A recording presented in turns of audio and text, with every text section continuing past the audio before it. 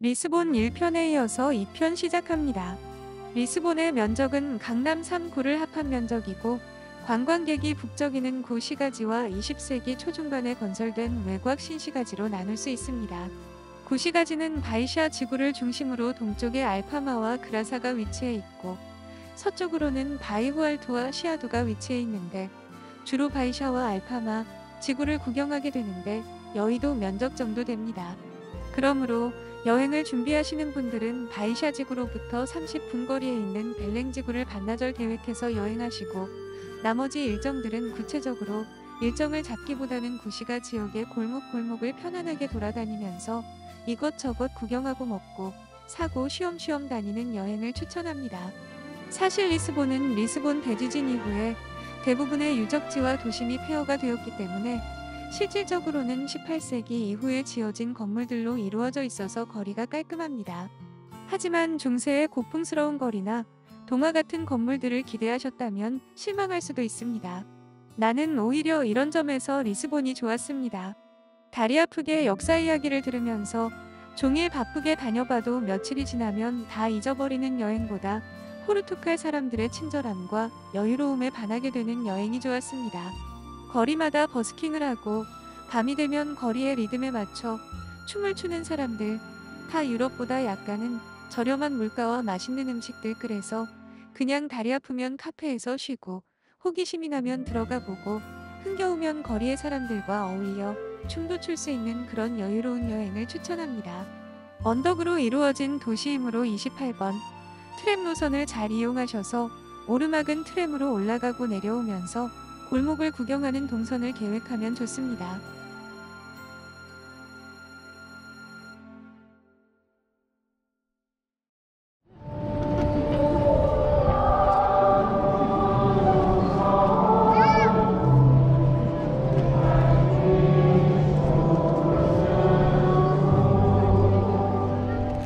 우리가 여행한 5월 30일은 예수의 성체와 성혈이 빵과 포도주로 바뀌는 성체성사의 제정을 기념하는 대축일이어서 원래 계획한 타일박물관 관람이 국경일로 어긋났지만 엄숙한 분위기에서 진행되는 거리 행사의 경건함이 생기는 날이었습니다.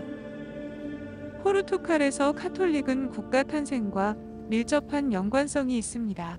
원래 이 지역은 아프리카계 무슬림인 무어인의 점령 지역으로 포르투갈 왕국을 세운 아폰스 왕이 자신을 성 베드로의 기사라고 선언하고 1147년 봄 2차 십자군 원정대를 태운 영국 전함의 도움으로 이슬람과 싸워 리스본 탈환에 성공했고 1249년 이슬람 세력을 몰아내어 스페인보다 약 250년 일찍 레콩키스타를 완수했습니다. 그래서인지 걷다 보면 수많은 작은 교회들이나 매년 수천 명의 관광객이 모이는 거대한 수도원들을 볼 수 있습니다. 포르투갈 인구의 80% 정도가 자신이 카톨릭을 믿는다고 생각하지만 이 중 약 19% 정도만 정기적으로 미사에 참석한다고 합니다. 포르투갈 사람들이 교회에 가지 않음에도 불구하고 포르투갈에선 종교적인 믿음이 기본적으로 생활 기저에 깔려 있습니다. 유럽 도시가 그렇듯 성당이나 수도원을 방문하면 새 속에 물들어 산 우리의 삶을 잠시 정화하는 좋은 시간을 가질 수 있어 좋습니다. 성당 구경을 마치고 리스본 시내 전망을 보러 상조르즈 성으로 올라갑니다. 리스본의 가장 높은 곳에 위치한 군사적 이점 때문에 5세기경 고대 로마인들이 구축한 이후 계속해서 침략자들의 정복 대상이 되었던 곳입니다. 1371년 캐서린 공주가 영국의 찰스 왕세자와 결혼할 당시 맺은 우호 협정을 기념해 영국의 수호성인 세인트 조지에게 이 성을 바치면서 지금의 이름이 되었다고 합니다.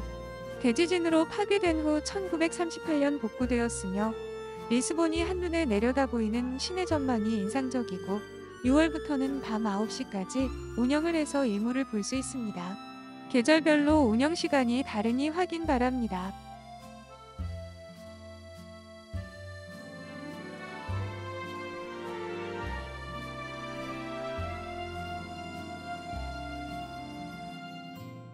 포르투갈을 여행하다 보면 코르크로 만든 가방이나 액세서리를 많이 보게 되는데요. 코르클에 대해 소개하겠습니다. 가격이 저렴해서 하나 구입할 만합니다. 좋은 토양과 강수 덕분에 양질의 코르크 생선에서 세계 최고 코르크 생산국입니다. 코르크는 25년 이상 된 참나무 껍질 벗겨서 만드는데 25년 만에 벗겨낸 첫 번째 코르크는 품질 별로 안 좋아서 단열재라든지 완충제라든지 이런 데 쓰이고 이후 9년마다 껍질을 벗기는데 결국 34년 된 코르크부터 주로 와인 마개로 사용되고 고급 와인이나 샴페인은 43년 된 코르크를 사용한다고 합니다. 포르투갈에도 근대에 여러 정치적 탄압과 쟁점을 겪어서인지 우리나라처럼 한해 정서를 음악과 시를 결합해 풀어낸 포르투갈 음악의 상징인 파두라는 음악이 있습니다. 2011년 유네스코 인류무형문화유산에 등재되기도 한 파두는 기타의 반주에 맞춰 솔로 가수가 노래를 부르는 형식으로 이루어지며 파두의 왕이라 불리는 파두 가수 겸 배우 아말리아 호드리게스가 1945년 파두의 중흥을 이루었습니다. 리스본에서 시작되었지만 정확한 기원에 대해서는 여러 설이 있습니다. 파두 공연 식당이나 파두 바에 방문하시기를 추천합니다.